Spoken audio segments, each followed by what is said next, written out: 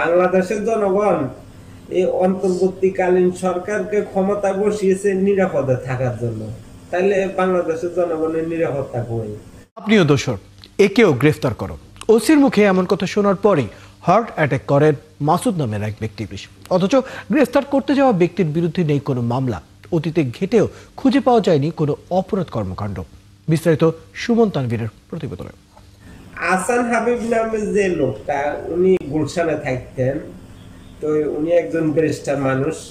ওনাকে তুলে আনার জন্য প্রশাসনের লোকজন গেছে, মানে ওই ব্যারিস্টারকে তুলে নিয়ে আসতে হবে, ওর নামে মামলা আছে।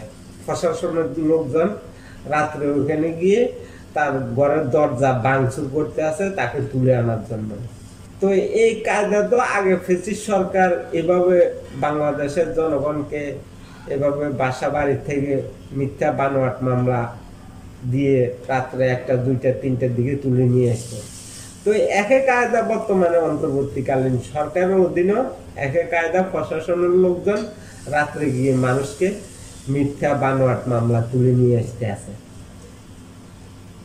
তাইলে এখন ফ্যাসিস্টের আর অন্তর্বর্তীকালীন সরকারের মধ্যে তো আর ব্যবধান দেখা যায় না।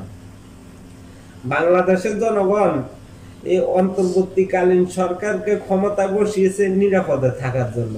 তাইলে বাংলাদেশের জনগণের নিরাপত্তা কই?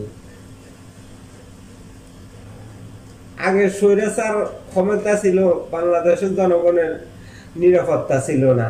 এই কারণে স্বৈরাচারকে বাংলাদেশ থেকে বিতাড়িত করছে বাংলাদেশের জনগণ। স্বৈরাচার বিতাড়িত হয়ে গেছে। অন্তর্বর্তীকালীন সরকারের প্রধান উপদেষ্টা ডক্টর ইউনূস বর্তমানে ক্ষমতা আছে। এখন তো বাংলাদেশের জনগণ ভাবছে যে এই সরকারে বাংলাদেশের জনগণের নিরাপত্তা দিবে। তাহলে এখন বাংলাদেশের জনগণের নিরাপত্তা কই? এখন তো নিরাপত্তা দেখা যায় না বাংলাদেশের জনগণের।